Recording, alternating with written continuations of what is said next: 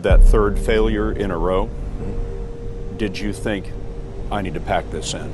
Never. Why not? I don't ever give up. I mean, I'd have to be dead or completely incapacitated. He has been referred to as the real-life Iron Man. He is a co-founder and CEO of Tesla, CEO of SpaceX, founder of The Boring Company, co-founder of Neuralink, founder of PayPal, and co-founder of OpenAI. According to Forbes, he is the 20th richest person in the world with a net worth of about $31.8 billion. He is Elon Musk, and here are his 10 rules for success. And then just work like hell. I mean, you just have to put in 80 to 100 hour weeks every week. Gosh, and that's then a lot of work. all those things improve the odds of success. Okay. I mean, if other people are putting in 40-hour work weeks and you're putting in 100-hour work weeks, then even if you're doing the same thing, you know that in 1 year you will achieve what they achieve. You will achieve in 4 months what it takes them a year to achieve. Okay, I like your work ethic. So, all right. Thanks. Elon. You need to work, depending upon how well you want to do, and particularly if you're starting a company, you need to work super hard. So what does super hard mean? Well, when my brother and I were starting our first company, instead of getting an apartment, we just rented a small office and we slept on the couch. And we showered at the YMCA, and we're so hot up we had just one computer. So the website was up during the day, and I was coding at night, 7 days a week, all the time. And I sort of briefly had a girlfriend in that period, and in order to be with me, she had to sleep in the office. So work hard, like I mean, every waking hour. That's the thing I would say, particularly if you're starting a company. And I mean, if you do simple math, say like, okay, if somebody else is working 50 hours and you're working 100, you'll get twice as much done in the course of a year as the other company. Have a high pain threshold. There's a friend of mine who's got a good saying, which is that starting a company is like eating glass and staring into the abyss. Okay, that's generally what happens, because when you first start a company, there's lots of optimism and things are great, and then so happiness at first is high. Then you encounter all sorts of issues, and happiness will steadily decline, and then you'll go through a whole world of hurt. And then eventually, if you succeed, and in most cases you will not succeed, and Tesla almost didn't succeed, came very close to failure. Then if you succeed, then after a long time, you will finally get back to happiness. People want to be more like you. Really? And for the fate of humankind, I think it would be great to have more Elon Musks. So what do we need to do to become more like Elon? I don't know if I think it maybe sounds better than it is.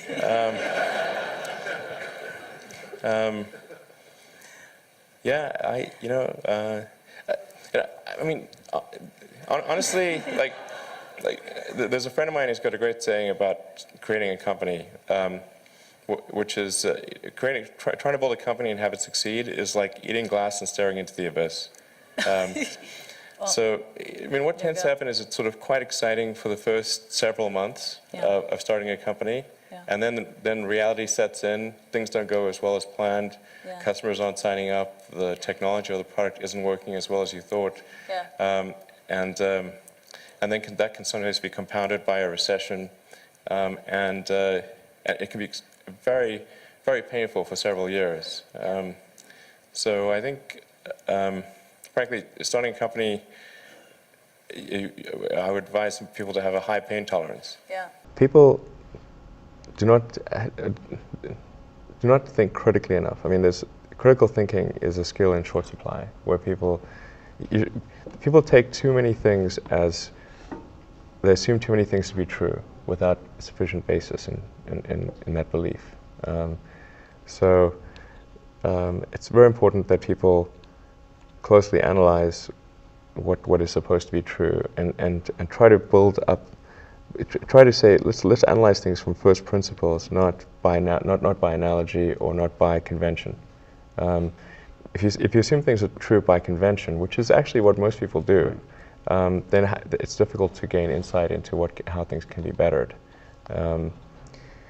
So, in any argument or any sort of train of thinking, you want to make sure that the underlying premises are valid and applicable, and then in reaching a conclusion, that the conclusion you're reaching is necessarily driven by the underlying premises and the interconnection between those premises. That may seem like a really simple thing to say, but most people don't do that. So it's really the foundation of rational thought. If somebody is doing something that is useful to the rest of society, I think that's a good thing. Like, it doesn't have to change the world. Like, if you're doing something that has high value to people, and frankly, even if it's like just a little game, or some improvement in photo sharing or something, if it has a small amount of good for a large number of people, I think that's fine. Like, stuff doesn't need to be changed the world just to be good. People tend to overweight risk on a personal level. It's one thing if you've got, a mortgage to pay and kids to support, and that if you were to deviate from your job, how are you going to feed your family and pay the rent? And okay, that's understandable. But let's say you're young and you're just coming out of college or coming out of high school or whatever. What do you risk? You're not going to starve. I mean, right. It's really certainly not in any kind of modern economy. It's so easy to earn enough money just to live somewhere and eat food. You could,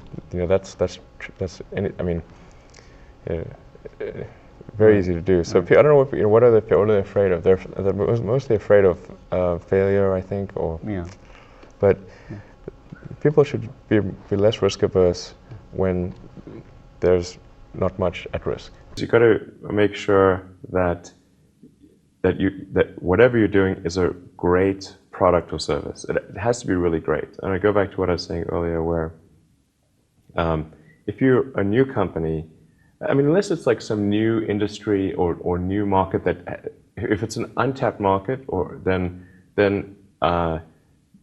you have more ability to. The standard is lower for your product or service. But if you're entering anything where there's an existing marketplace against large entrenched competitors, then your product or service needs to be much better than theirs. It can't be a little bit better, because then you put yourself in the shoes of the consumer, and they say, why would you buy it as a consumer? You're always going to buy the trusted brand unless there's a big difference. So a lot of times, entrepreneur will come up with something which is only slightly better. And it can't just be slightly better. It's got to be a lot better. If you're creating a company or if you're joining a company, the most important thing is to attract great people. So either join a group that's amazing, that you really respect, or if you're building a company, you've got to gather great people. All a company is a group of people that have gathered together to create a product or service. And so depending upon how talented and hardworking that group is, and the degree to which they are focused cohesively in a good direction, that will determine the success of the company. So do everything you can to gather great people if you're creating a company. Constantly seek criticism. Yeah.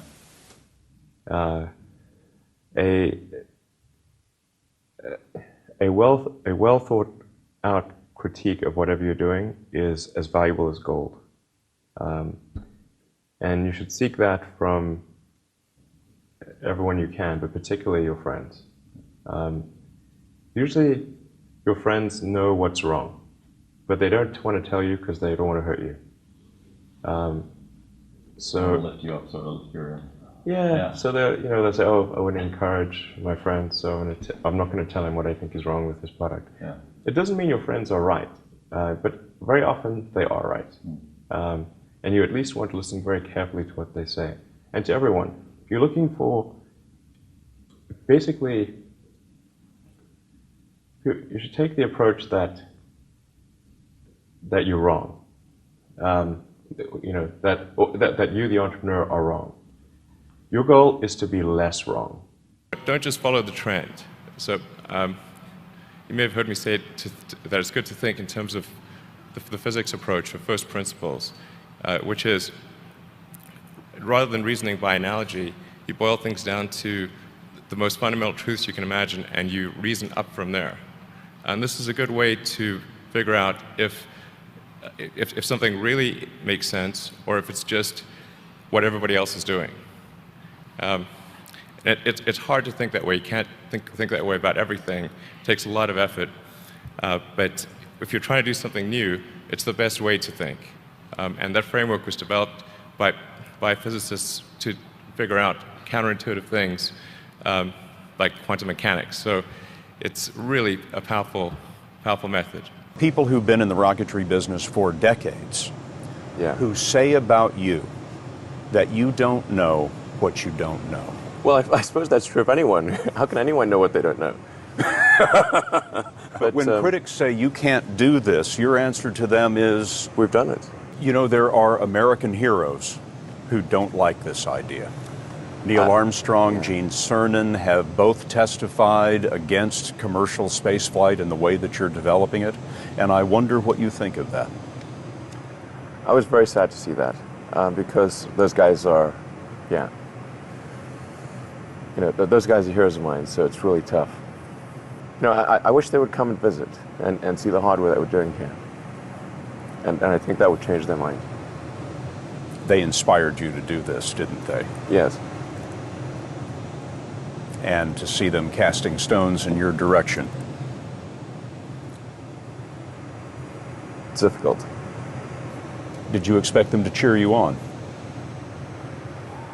Certainly hoping they would. What are you trying to prove to them? What I'm trying to do is to make a significant difference in spaceflight and help make spaceflight accessible to almost anyone. And I would hope for as much support in that direction as we can receive. So those were Elon Musk's 10 rules for success. Comment below which one is your favorite, and don't forget to subscribe to the channel for more motivational content. Also make sure to destroy that like button if you enjoyed or found this video helpful. Alright guys, this is Alpha Leader signing out. Thanks for watching.